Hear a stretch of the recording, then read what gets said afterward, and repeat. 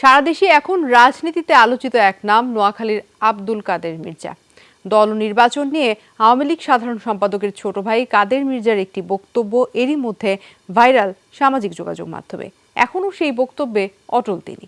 আসন্ন পৌরসভা নির্বাচনে দলের নেতাকর্মীদের জোর করে ভোট না নেয়ার আহ্বান জানিয়েছেন আওয়ামী লীগের এই মেয়র প্রার্থী। ৩-৪টা কনস্টিটুয়েন্সি সারা বৃহত্তর নোয়াখালীতে সুষ্ঠু নির্বাচন হলে আমাদের এমপিরা 10 টোয়াই পাইত না।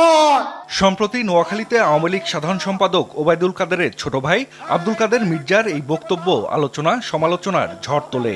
এর রেশ না কাটতেই পথসভা আর সাংবাদিকদের সাথে আলাপে আবারও দল এবং দলের নেতাদের সমালোচনায় মুখর এই আওয়ামী লীগ নেতা। বিএনপির দুর্গ ভাঙছে কতটুকু সেটা আমি বলছি।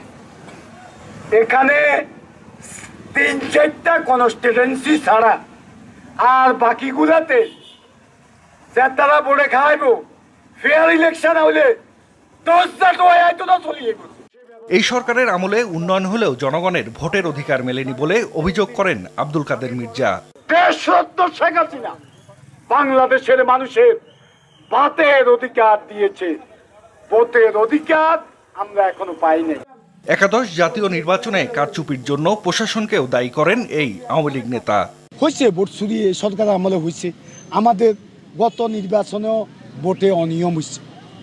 আমি যদি এ কথাগুলা বলতে চাই এখন আমার এই যে এই গদ্দান ব্যাগে ভাঙিয়ে লাগবে। এটাকে দুর্নীতির লগে প্রশাসন জড়িত নাই ভাই।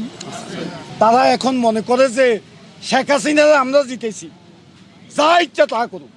আসন্ন পৌরসভা নির্বাচনে দলের নেতাকর্মীদের জোরপূর্বক ভোট নেওয়া থেকে বিরত থাকতে বলেন আওয়ামী লীগের এই মেয়র প্রার্থী। আপনারা কেন্দ্রে এজেন্ট হিসেবে থাকেন, কিন্তু কে আরে কইয়েন না তুই ইয়ানে টিপ মারো, এখানে দরকার নেই, যার টিপ হাতে মারো।